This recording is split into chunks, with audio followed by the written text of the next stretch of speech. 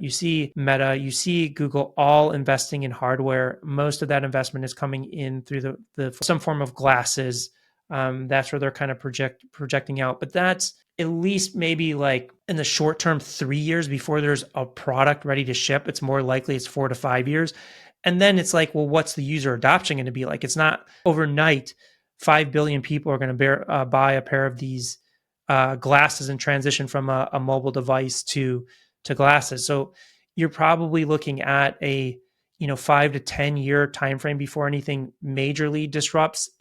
And honestly, I'm less interested in trying to predict 5 to 10 years out on social media and focusing more on what the opportunity is now, because the opportunity now is still absolutely massive. And we know there's going to be some type of crossover. Social media is not going to die. It's just going to be how you consume that content on a different device. And that consumption behavior will change eventually, but nobody really knows at this juncture.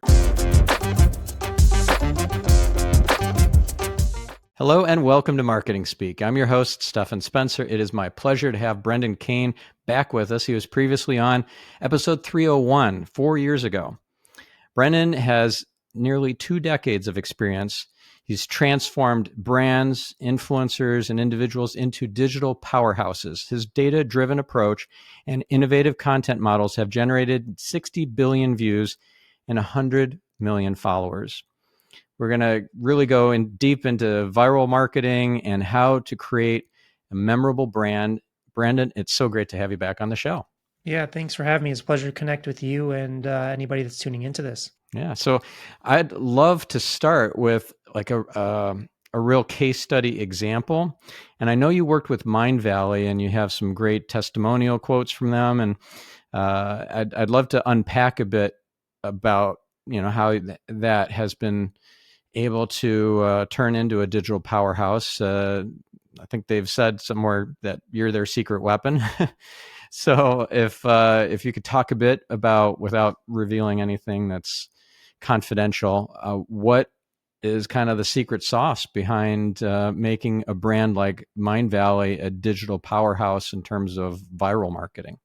Yeah, so Mindvalley, even before I worked with them, they were, a household name in the education space and doing really well, and doing pretty well on social media. And over the past, I would say 6, 7 years, we've been building out a creative model. I mean, I kind of started building a version of it when I first started in social media, 2005, 2006, but really kind of dialing in the model and process by which you actually create content, analyze content, understand what content to create and what content to avoid creating.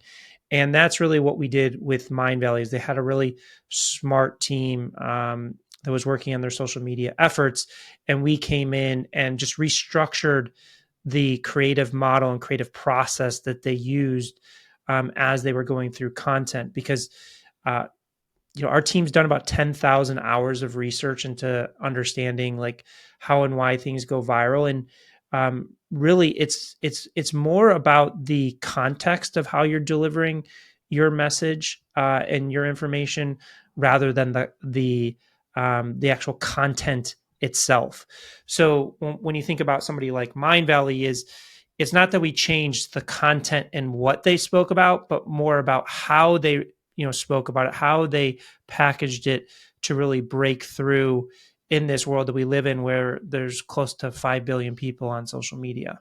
So let's dive into how they were able to do that. Let's take as an example, if you had any part in this, their AI mastery course, which is pricey. It's like $10,000, and to my knowledge, they weren't offering an AI offering prior to this. This was relatively new in the last couple of years. I did sign up for it, by the way, so I have seen the value of that amazing course. And I don't know if you had any involvement in getting the word out about that, but I don't know, it was really successful having the 3-day free masterclass that people could attend.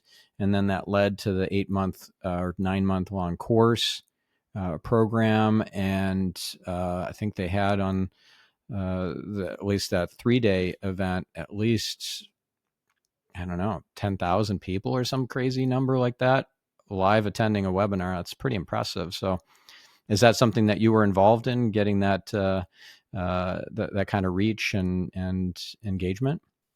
We had limited involvement in that one. We were a big part of the social media mastery program, and we're doing another one with them in May. But we can look at AI as an example and of kind of how to kind of approach what we're talking about is, typically AI, if you talk about just AI and as AI in general, it's going to attract a specific audience, and a lot of people are going to zone out or become essentially uninterested in the subject because it seems too technical in a Mm. way. So it's how do you take AI and make it applicable and interesting to the wider possible audience? And um, Mindvalley did a great job with that, and they really leaned into the fact that AI is not going to take your job. It's people that learning AI are going to take your job. So automatically, right there, even if you're not interested in technology or artificial intelligence as like a technology platform, you are interested in the applications of how it can impact your everyday life. And that's one of the big aspects of what we talk about with social media is called the generalist principle is how do you take your subject matter, your expertise, and not just make it interesting to your core audience, your niche audience, which you definitely want to do, but how do you also broaden it out and allow it to connect with somebody that may not be thinking about that subject matter, may glance over it, if somebody else is posting about it, or just generally just not have interest in it? How can you flip it on its head so people will stop and pay attention and be like, oh, this is something I want to learn. This is something I want to spend, a 3-day seminar in because it impacts me or it interests me in terms of the way that they've contextually packaged it for the wider audience. Gotcha. And so when they came to you to be involved in the social media mastery program, which includes the 3-day event, but also that 8 or 9 month program or whatever, what was the benefit or the pitch to you, and what did they get? What did you get? How did you not? How did you protect your IP and not just give it away for free to them, but they got what they needed out of it? Yeah, so there's a few different layers to that. I mean, I've known Vishen since like 2017, so there's a long-standing relationship that I have with Vishen and Mindvalley, and have consulted through Hookpoint with his personal brand and Mindvalley's brand over the years. He wrote the forward for my second book, so there's a long-standing relationship there in terms of why do I do it. I mean, obviously there's a revenue upside because we participate in the success of the program, and in terms of protecting our rights and things, we're pretty good, because we've invested a lot in our intellectual property and understand. I've filed patents and patent applications and things back as early as like 2006, 2007. So I'm pretty familiar with intellectual property, how you protect that property and make sure it's still a win-win for both sides. But in terms of the benefit, there's the revenue upside and there's the exposure upside. Mindvalley is, a big platform that you can get exposure to a new audience. And, I've always resonated with the Mindvalley community over the years of speaking at their events and connecting with them. And, my whole mission is really to help as many people as possible break through with their message so that they can have the impact that they deserve and believe in. So is like social media mastery, AI mastery too far afield for the spirituality and personal development platform like Mindvalley? Is that spreading their brand too thin or kind of going off message? I don't think so. I think that spirituality, and mindset and the things that they talk about is a part of the education ecosystem. Mindvalley is an education company, and they have really mastered the art of teaching spirituality and mindset and those elements. And the next logical step is to, expand beyond that. With that said, is there's a lot of people in that community that can benefit from AI mastery. They can benefit from social media because a lot of people in that community are solopreneurs, entrepreneurs, yoga teachers, meditation instructors, coaches, things of that nature. And obviously, as the world evolves and expands, they're going to need to integrate AI into their skill set, into their organization, into their overall strategy. And the same thing with social media. So, uh, the reason that those programs are doing so well is because it's an easy crossover, because it provides a lot of value to that audience, but also allows them to introduce the Mindvalley brand to new audiences to bring them in to learn those elements as well. So let's actually move from Mindvalley to another client of yours that I was checking out in the preparation for our interview, and this is a former NFL player who is now into woodworking, John Malecki. So he has a great testimonial about you and about working with your agency Hook Point. And I was really impressed with his channel on YouTube, with his approach, his style of videos and everything. So maybe we could kind of deconstruct how you helped him change his approach and his style and his hook points and everything. Maybe use as an example a representative video of him before working together and then one after, and kind of just deconstruct it for our listener or viewer. Yeah. So again, as we were talking about with Mindvalley, I think one of the big elements of success or lack thereof as it pertains to organic social media is really, how do you take your zone of genius, how do you take your expertise, and again, make it interesting to the core audience you're going after, but also broadening that out. So one of the specific exercises that we do with our clients, and that our model is really built off of, is really understanding specific formats and structures that have proven success across social media. So our team, as I mentioned, has done about 10,000 hours of research. We've broken down about like 220 of these different formats. So I want to kind of just paint the picture that there's a lot of them out there, but there's specific platforms that work for, or there's specific formats that work for specific platforms. And when we're looking at a client, we're trying to determine, like, well, what is the best format that will allow them to, contextualize their message that will connect with a wider audience. So just to give you an example of a format that everybody has seen and actually was invented pre-social media, that was invented, I think it was probably invented by late night talk shows, but it's the man on the street format. You approach a random stranger on the street and you interact with them in some way, and the story unfolds. So there's several different examples of that. So there is a guy based out of the UK. You've probably seen him, Simon Squibb, where he's stopping people on the street, asking them what is their dream, and trying to help them with advice or money to help them pursue their dream. There's another account called School of Hard Knocks. They're approaching entrepreneurs on the street, asking them their business advice on how they can be successful. Then there's like a friend of mine that we've done work with, Alex Stemp, who's amassed an audience of 20 million people using it for photography. So he approaches random strangers on the street, offers them professional photo shoots, and the story unfolds that way. So that's an example of a proven format or structure. Now, I just want to delineate and say, just because you've seen Man on the Street and you understand that you approach a random stranger on the street, interact with them, does not dictate success. The format doesn't drive success. It's the execution of that format that drives that success. So as we approach our qualitative analysis of something like that, what we'll do is we'll take, we'll break down, let's just say the School of Hard Knocks. If we want to dissect and understand their use case of it, what we do is we create a spreadsheet. We take their 10 most viewed videos, their 10 average, and 10 underperformers.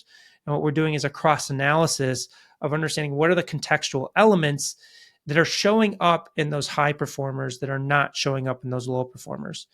So what we call is they're called performance drivers. So we look at things like pacing, tonality, facial expressions, body cues, what's happening in those first 3 seconds, captions, title cards, hooks, all of these different elements we're analyzing through this format to dictate and understand if we are to do this man on the street format, how are we going to actually understand what drives the performance of it? To give further example that people understand is I went to film school, so that's how I started my career. And when you think about making movies and watching a movie, every movie that you sit down and watch is not good. And especially if you have a favorite genre. Let's just say that your favorite genre is sci-fi. You love sci-fi movies. Every sci-fi movie that you sit down to watch is not good. I mean, I'm sure we've all been there. So what's the difference? Well, it's the casting, it's the dialogue, it's the cinematography, it's the lighting, it's the producing, all these different variables Yeah, and the that special give, effects for yeah, the sure. special effects that give that format, that structure of a movie, and within that, a subgenre, sci-fi, the ability to be successful or unsuccessful. We're applying kind of those same principles in a parallel to social media, where most people are approaching social media from the standpoint of anybody can pull out one of these, they can click record and post something, so they expect it just to work. That's, it's a blessing that we have this powerful tool in our pocket. The downside is it doesn't take a lot of thought. So people think just because they pull this thing out of their pocket, press record, and post something, that it's automatically going to work. So somebody, going back to John Malecki, somebody like him, in the beginning, again, he is a former NFL player, but that's not the reason for any of his success, because most people, myself included, don't really know John Malecki is an NFL player unless he played for your team. So I just want to kind of put that aside, as some people think, oh, somebody was an athlete or celebrity, and that's the reason for their success. I mean, I worked in Hollywood. I can definitively tell you a lot of actors don't have successful social media channels. It's not a given. So with John, again, as you mentioned, he's a woodworker. He loves building things. So previously, if you look at some of his content, and you can look at on the Hook Point website, like we have a before and after, is, the before is this metal rack good or awful? So who is that going to be interesting to? Well, it's not going to be interesting to the general public like me. Like, I don't really care about a metal rack. Like, that doesn't really mean anything to me. So how do you take woodworking, which is super niche, doesn't seem super exciting or sexy or fun to watch, and turn it into something that has the potential to break through, to go viral? So what one of the examples we had is I tested turning a free pallet into a $600 table, and it shows an image of him pulling out a wood tablet out of a garbage can. So that's a challenge. Like, that's interesting. Like, well, how is he going to take this thing out of a garbage bin and turn it into a table? Is he going to be able to be successful? And how is he going to turn it into a $600 table?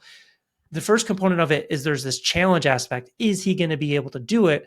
The second part, it's kind of interesting, is like, I would like to see if I could pull a piece of wood out of the garbage and turn it into a table. Like, there's a clear application there. So again, it's transitioning what we talked about before, of just speaking to a niche audience, to making it digestible and interesting. And if you watch his videos, even the one where he's taking out the pallet from the garbage and building it into a table, he's not diluting his expertise or his skill set as a woodworker. He's just bringing in the widest possible audience and then layering in his expertise. So it introduces people to this brand new world of woodworking. And it's been massively successful in terms of allowing him to build his audience. Yeah. And so what does he do to monetize that audience? How does he make this ROI positive? Because clearly there's a big investment there. Yeah, I mean, there's different ways. I mean, I don't know the ins and outs of John's business. We didn't do business consulting for him, but I believe he does some courses, but also just the ad revenue that he can generate from YouTube, and then he can do sponsorship deals. But I think it's a great question. And the reality is, like, when you think about ROI for social media, it's as big as you can dream. So, and I'll give you a primary example of this is there is a friend of mine that was one of the original beauty influencers, Michelle Fan, millions and millions of subscribers on YouTube. Now, there's a lot of beauty influencers on YouTube that have millions and millions of subscribers, and most beauty influencers will, do brand deals, do sponsorship deals. They'll make ad revenue, and that could be like a good 6-figure a year, business for them. Michelle took a different approach. She said, "You know what? I'm going to take my audience, I'm going to take my know-how, and I'm going to form a company." And her and a few of her friends founded a company called Ipsy, that's a $1 billion valued company. So you could look at two people with the exact same audience size and the exact same niche. One could build $1 billion business, one could just do six figures a year. So that's why I say it's kind of as strategic as your mind can think, as big as your mind can think in terms of how you can turn and cultivate, your audience into ROI and meaningful revenue. So there's Mm. not like a clear cut, like rule book that you have 1 million followers or 100,000 followers and you make X number of dollars a year. It's not. There's no cap to what you can do with it. I mean, just look at Elon Musk and what he does with his social audience and how he leverages it to push up the value of the companies that he's involved with. Yeah. So I'm curious, how do you monetize? Because you're running an agency and you're helping millionaires become billionaires. What about you and your leverage to create your own $1 billion company? Yeah, so our primary source of revenue right now is through strategy and training of organizations, but now we're at an inflection point where we have a successful and profitable business. So we're looking at certain clients that we will participate in a deeper level and take equity or revenue share upsides into it. There's also some industries or sectors that we're seeing that are very underserved, that we're going to get more involved and create subsets of our business to really go after and own a chunk of that business. So now that we have kind of the agency flowing, we have the team, we have um, the interest. We get thousands of people reach out to us every month wanting to work with us. We're at this level now where we can selectively choose certain strategic clients or partners that we can invest in. We can take upside by um, ingraining our organization deeper into their marketing systems. Hmm. And so it's not a given that if just because you have, let's say, I don't know, 20, 30, $50,000 to spend to hire your agency, that they're going to be able to hire you. Yeah, I mean, we're very selective in terms of the clients that we work with. Just in general, we're even more selective if we're taking, instead of paying our full fee, we're taking less of a fee and more equity, or we're investing in it as well. But the reality is we work with people that have the right mindset. I mean, that's the biggest determining factor of us wanting to work with specific clients. Is we work with people with zero social media experience. Like, it's not about an experience thing. It's not even how big your budget is. It's not how big your team is. Is do you have the right mindset going into this, that social media is a difficult game to play. Like, if you want to play it at the highest levels, hook point in our organization, we really focus on how do you become the top 1%. Like, if you want to be in like the top 20 or 30%, you can go and find a bunch of different people to engage, or just get a regular social media manager. Like, we're in the business of helping people reach the top 1%, get their message to the masses, and truly break through. So in that, it's not necessarily how big your budget is, how big your team is, your experience level, but it's more your mindset of really going in and putting to work all the things that we bring to the table. Yeah. So what if somebody is on a low budget? Let's say that they want to hire somebody on Upwork to do the video editing. They want to hire a different person on Upwork or, onlinejobs.ph in the Philippines to help them with the script writing and the planning of the videos and that sort of stuff. Can this be done on a shoestring budget, or do you really need 5, 6, 7 figures to do it right? No, you don't. We have some clients that shoot their own content and edit their own content. I will say that if you're going to hire people, you need to understand, like, first, what is the format they're going after. That's one of the things that we work with clients on. There's certain formats that are much less resource intensive than other formats that are very resource intensive. So if you're constrained from a budget or resource perspective, it's being really smart with the format that you select. Uh, and if you're going to hire people on Upwork or something else, you can't rely on them to just execute at a high level. Like, you need to understand the format and the nuances that go into it. we help create the blueprint of it, but you need to understand it if you're going to oversee people and hold them accountable for their performance. Because like anything, even if you just hire an experienced person, it doesn't mean you're going to have success if you don't understand it and oversee it first. So again, this is not about it really is, we worked with, just to give you an example, a hand doctor with zero social media experience, shoots content on her iPhone, edits her own content, and she amassed an audience of 700,000 people. So she doesn't have a big team or an infrastructure, but she took the strategy that we developed for her, the training that we developed, and really took that nuanced approach to understand it. The interesting thing that we see with our clients is people that come from a background like you look at John Malecki, woodworker, a hand doctor. We work with a leather craftsman, people that really come from backgrounds where you have to pay attention to detail in order to master that craft, typically do really well through our programs and on social media because it is about paying attention to detail. But can you be successful hiring somebody in India or Upwork or any of these platforms to support you? Yes, you can, but by the sheer fact of hiring them is not going to dictate your success. You need to understand the strategy and how to oversee them and things of that nature.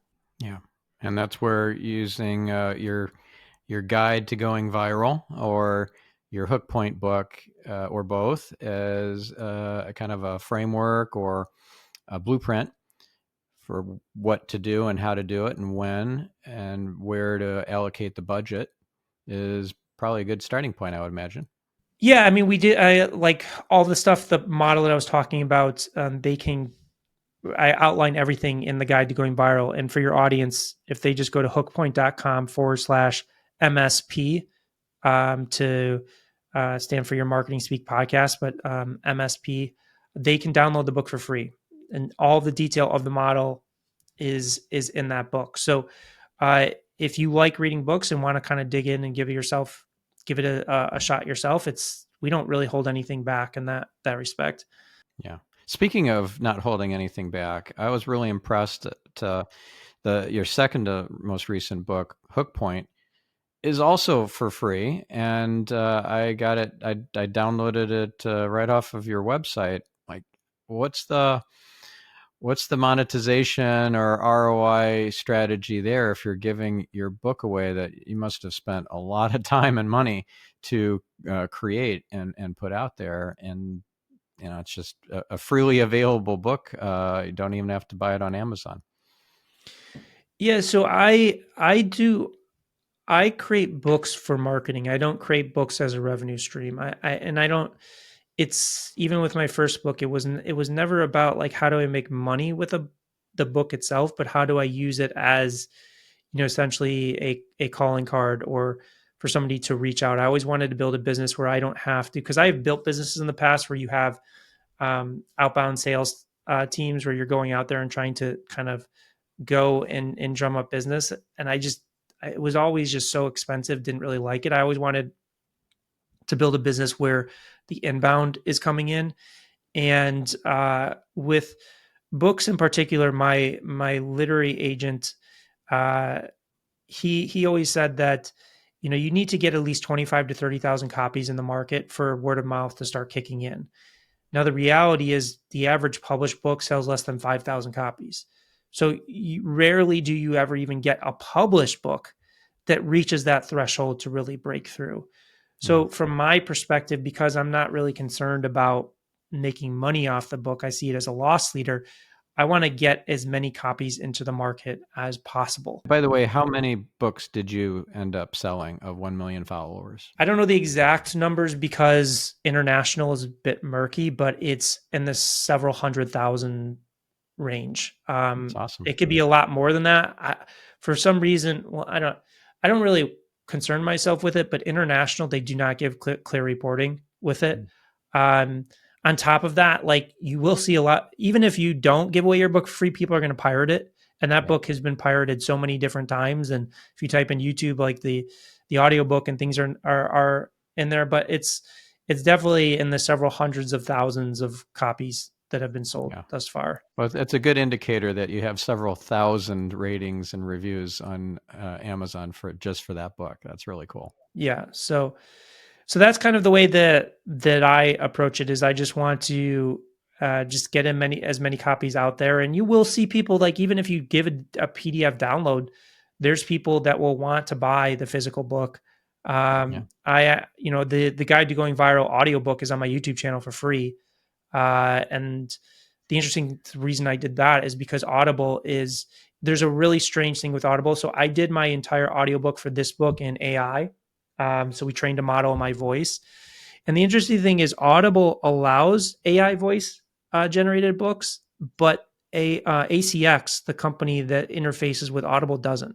So we couldn't Hmm. get it up on Audible. So I'm just like, I'm just going to give it away for free. Because again, I don't really care. I much rather have more people listen to the book than making money off of it. Like just spread as many people as possible. And I think already over 10,000 people have listened to the book on YouTube. How do you get a literary agent when that's your model? If they're like going to make a piece on every sale, and you're like, well, I want to give them all away, it kind of takes their motivation away, doesn't it? Yes and no. Again, it's not that we don't sell our book on Amazon. It's not that we don't make it available on those platforms. You will see that sales increase, word of mouth kicks in, and again, you have to think about the fact is like a big percentage don't want to read a PDF, Yeah. or a big percentage will download the PDF and tell their friend you should check out this book, The Guide to Going Viral, and they don't just say, "Oh, here's the PDF." That person automatically their first thing is to go to Amazon. Like my behavior Yeah. is interesting. I don't really read books, but I'll buy a book so I have a reminder to find podcasts of the author so I can listen to podcasts of the author of it.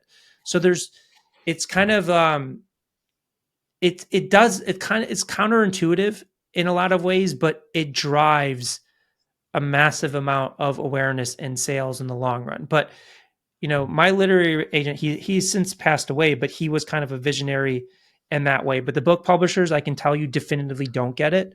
Um, and that's why I self-published the past two books is like, I just didn't want to kind of go down that path of, I'm a marketer at heart and I want to test things. I want to break things and I want to just kind of push the boundaries of getting as many books out there as possible. And the publishers just don't see it that way. And I understand it. I don't fault them for it. They're running a business and they've been operating a business in a certain way, but I just see a lot of their methodologies and philosophies as a little outdated. And I kind of want to pursue, different avenues Yeah. to kind of pushing the books out there. So you don't have any plans to get a new literary agent then? No. How did you find your first one? It was actually through another literary agent that I knew in Hollywood that was representing like screenwriters and things of that nature, made the introduction. But it was good to Yeah. learn. Like, listen, it was a frustrating process dealing with publishers. I'll never do it again, but you never learn until you actually do it. And honestly, if anybody listening to this is thinking about writing a book, unless they're writing you a 7-figure advance or a high 6-figure advance, they're not going to do anything for you from a marketing standpoint. But they do make it easier in terms of like uh, cover design, getting an editor, getting it on Amazon, like getting it on Audible. It's a lot easier if you have a publisher doing it. But if you can find people, like you said, on Upwork or things of that nature to help you put that together, and you feel comfortable kind of doing that, then I'd recommend doing it for yourself. If you have none of that infrastructure, none of that desire to hire anybody to help you with it, then maybe it's a better fit to do it. Now you mentioned earlier those 220 formats, and that would include like the man on the street, and reaction videos, and kind of documentary style videos, etc. Is there a particular format that stands out for somebody like yourself who is a book author, multiple books, like a really winning formula for getting your brand and your books out there? It really depends. Like if you're talking about authors, it depends on the subject matter that you're talking about. And again, it really depends on the resources that you have available to you and in kind of the approach that you want to take. So for me, when I first started social media, I had very little resources. It was just me creating content. Now I have a team. So now we're kind of pushing the envelope and like for me, I'm investing I've kind of shifted my investment and allocation from short form to long form. Is like I spent the better part of 8 or 9 years investing in short form content for my brand and kind of focusing that way. And now we have that system dialed in. Now it's a real focus for long form. Uh, Mhm. I would just, if you have the time and energy and capacity, long form is always going to pay larger dividends than short form.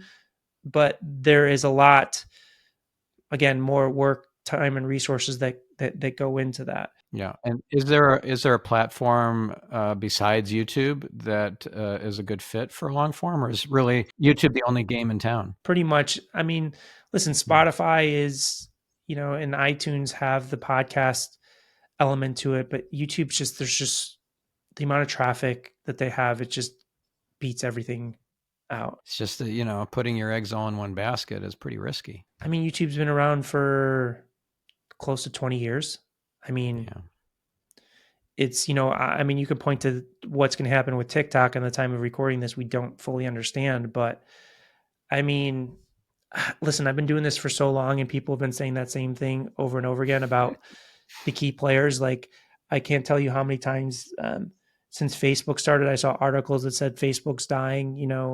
It's going away, and it just never does. So, I mean, I'd be a little bit more cautious on kind of like startup apps or startup social communities. I think that YouTube is tied into Google, so it's tied into search. Now, some people can say search is going to die because of AI. Yes, I've heard that so many times, and I have that book, The Art of SEO, that I'm known for. It's like people like to really rub that in my nose, like, yeah, your industry is about to die. What are you going to do next? And it's like, no, it's not. People still search. It's the same thing with the big social networks. Now, like when I first started, MySpace and Friendster were the predominant players and they died. But they died because they were the first wave. They didn't really have the level of sophistication of understanding human behavior, how to hooking people into these platforms, user retention, monetization. You know, YouTube, Facebook, Instagram, TikTok, they all have a team of behavioral scientists that are just engineering, the retention into their platforms. So the core platforms now, TikTok is going through this governmental issue, but YouTube and Meta with their platforms are not going to face that level of scrutiny. Same with X, unless something dramatically goes wrong. And if something dramatically goes wrong, then we're all going to have to rethink social media in you know at a macro level. I think that the only risk or massive shift or change in social media is what's going to happen with the hardware. You see Snapchat, you see Meta, you see Google all investing in hardware. Most of that investment is coming in through the form of some form of glasses. That's where they're kind of projecting out, but that's at least maybe like in the short term 3 years before there's a product ready to ship. It's more likely it's 4 to 5 years. And then it's like, well, what's the user adoption going to be like? It's not like overnight 5 billion people are going to buy a pair of these glasses and transition from a mobile device to glasses. So you're probably looking at a 5 to 10 year time frame before anything majorly disrupts. And honestly, I'm less interested in trying to predict 5 to 10 years out on social media and focusing more on what the opportunity is now, because the opportunity now is still absolutely massive. And we know there's going to be some type of crossover. Social media is not going to die. It's just going to be how you consume that content on a different device. And that consumption Yeah. behavior will change eventually, but nobody really knows at this juncture. It's an exciting time to be alive for sure. Yeah. So I don't think you actually specified, what does it cost to hire your agency? I mean, we have different packages. I mean, typically it starts at like 9 or 10,000, and then it goes up from there based upon the scope of work. So it's anywhere from like 10,000 to 200,000. And as I mentioned, there's certain companies that we will kind of defer a percentage of that fee for, a revenue share or equity stake. And how do you arrange that? Is it tying the percentage to certain KPIs or OKRs or milestones of some sort? It really depends on the business. I mean, I have deal advisors that basically structure those deals with companies, people that are far more experienced and smarter than me, and just working out what's fair for both sides. I mean, obviously we want to be incentivized to help the company grow, because otherwise our equity stake or revenue share means nothing, and we're never going to take a percentage of revenue that we didn't earn. So there's many different kind of structures to it, but I have people that are far kind of more experienced in how to do that than I am. Sure, sure. So, what are some of the KPIs that you would recommend our listener implement and track and gauge success and improve based on? So a lot of the work that we do is predominantly video based, because video is has a higher retention probability than image based. And why retention is so important is that what dictates whether your content gets seen by 1,000 people or 1,000,000 people are the algorithms. And listen, the algorithms are very complex technical things, but at a very macro level, they're just designed to do one thing, and that's keep people on the platforms longer. The longer people spend on the platforms, the more ads they serve. So thus, they're really searching for content that they can seed to as many people as possible and hold that attention for as long as possible. So one of the biggest kind of like very simplistic things that you can look at is just like, how many views is your content getting? Like if you're not getting views, it's because the algorithms have deemed that you're not holding attention or grabbing attention. So on certain platforms, you can dig in a little bit deeper than that. Like some of these platforms have a retention graph, meaning they can show you exactly at what point your audience is falling out. Yeah, like YouTube. YouTube offers that. YouTube, I believe that Instagram and TikTok have that as well. But you can basically, uh, you know, understand where that audience is falling out, so that you can get better and better at the storytelling. And you'd be surprised when you look at the graph and you see 60, 70, 80% of your audience is gone in less than a minute, and it's a hour long video. It's kind of devastating. Yeah, but that's important information to learn. Yeah. It's like, again, it's like if you want to play at the highest level and you're stuck at like 1,000 views a video, 5,000 views, 10,000 views, that's the reason why. And then you've got to just sit back and understand, well, what am I doing differently? Like, or what am I doing differently than the top performers using the same format? Like if you're talking about podcasts, like what's the difference between what happens in my podcast in the first 10 minutes than Joe Rogan or Stephen Bartlett or Lex Friedman or Hmm. any of number of like the top 100 podcasts. And that's where it becomes really a storytelling element, or storytelling exercise of like, what are you kind of doing differently that's causing people to drop off? What are you doing differently in terms of your own personal brand, your storytelling on your long form videos that you've now really focused your energies on instead of short form? Yeah, so we do, so we're following a listicle format that a lot of people we're following it right now. We're probably going to start testing a new format to be defined. But we study in depth the structure again. Like we do the same exercise that I mentioned before. Is we'll take the 10 top performing videos in that format versus the low performers, and again looking at the elements that drive the contextual elements that drive success on those high performers versus those low performers. And those can be things like the pacing, the tonality. If we're talking about YouTube, it's the thumbnail and headline. What does that script structure look like? What is, the promise of value that's being there? How do you pay it off in the end? When do you pay it off? Those different elements as we construct. We spend about 3 weeks scripting a video before we even shoot it to make sure that all those elements are dialed in. And then, as you mentioned, once we start getting data in, we're looking at, well, what's the click-through percentage on our thumbnail and headline? How effective is that hook that we created? And then from a retention standpoint, where does it seem to be falling off? And is there a recurring theme on where people are falling off in our script structure, so that we can go back and really refine and hone that in? Now, I know you have a 5-step framework. I think it's in Hook Point, right? It's both in, because I just rewrote Hook Point. So a new version of Hook Point actually came out a few weeks ago, and it is in the guide to going viral. Yep. And those 5 steps are? So the first step, we've been talking a little bit about it, but it's the research component. So what we're really kind of doing is going out there and researching what's happening in the larger social ecosystem. So one of the biggest mistakes that people make in regards to social media is they just look at their own content, their own performance. And again, let's just say you're stuck at 10,000 views a video. If you keep doing the same thing over and over again and not try it and learn outside of that scope, you're never going to break through and identify what it takes to succeed at the highest levels. In addition, TikTok kind of really introduced this is, people will get that one video to go viral.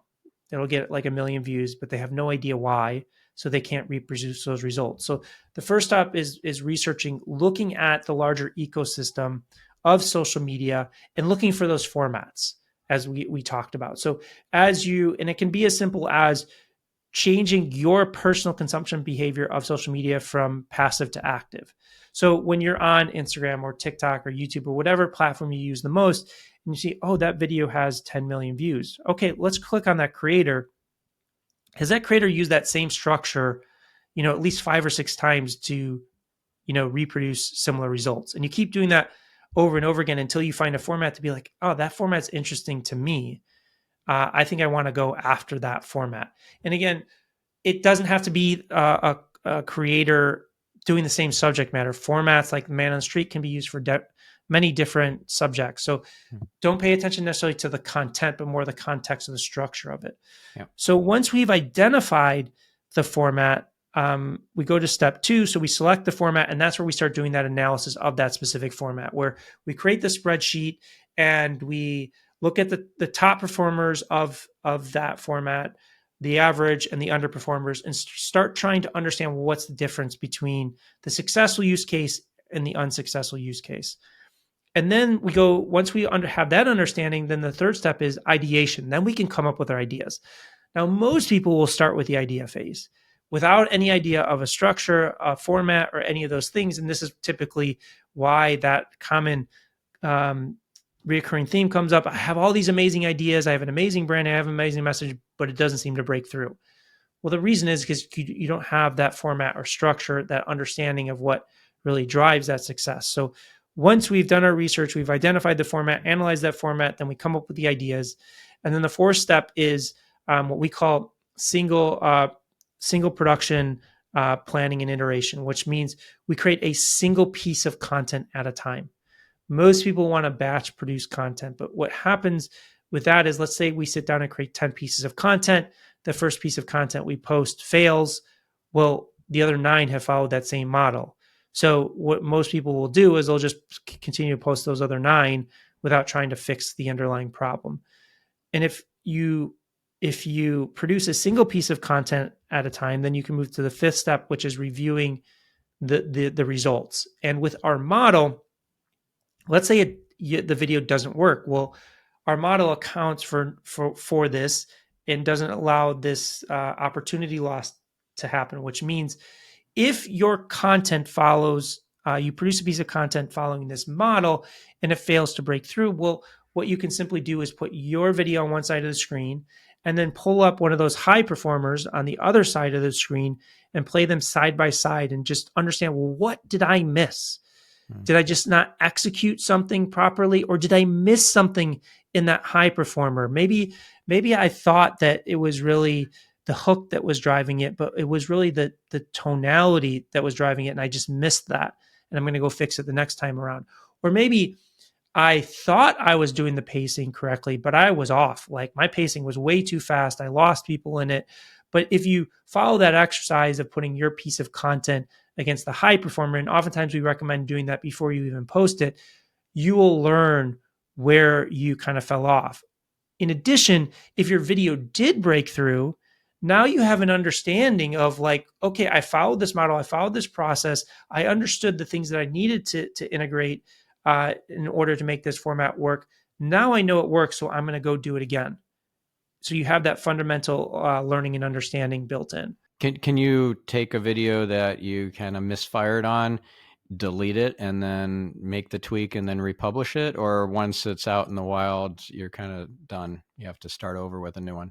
No, you can. YouTube is a little bit more difficult. YouTube actually has a tool built in where you can actually cut pieces out of a video. So like if there is something that you saw that just is killing the retention, you can cut it out. In addition, the thumbnail you can A/B test, and you can always integrate and introduce new thumbnails into it. Short form's a little bit easier in that, in terms of what you're talking about, taking it down, cutting it, and re-uploading it. YouTube, I think that they're a little bit more kind of aware of it, and they'd rather you test these elements first before you go to that level. But yes, you can. I mean, it really depends on how, like, if it's a really small change, you're like, if I just did this, I think it would really perform, then yes. But if it's a full restructuring to the piece of content, you've just got to kind of look at it and determine, is it better to create this from scratch with this learning, depending on the amount of time and energy and resources it took to do it. Well, this has been fascinating. I know we're up on time. If our listener wants to get the your latest book, again, we want to give that special URL out. Yeah, it's hookpoint.com/M as in Mary, S as in Sam, and P as in Peter. So MSP. Awesome. And then if they want to hire your agency, it's just hookpoint.com. Yeah. Awesome. And then where's your favorite social platform for you personally to send people to follow you and be amazed with what you're publishing? I think it would be good for people to check out my Instagram channel, because I do a lot of these breakdowns, these quick breakdowns of what's the difference between a video similar, same creator, very similar nature, that generated like 100,000 views versus 10 million views. Yeah. So and those videos are typically less than 60 seconds. So those are great, by the way. I've seen a number of those. oh, thank you. Yeah, so that can kind of, at a very macro level, they can dive in super quick and understand a little bit more about what we've talked about today. And then on LinkedIn, I have a newsletter that we release every week as well, so they can connect there. Yeah, awesome. I recently subscribed.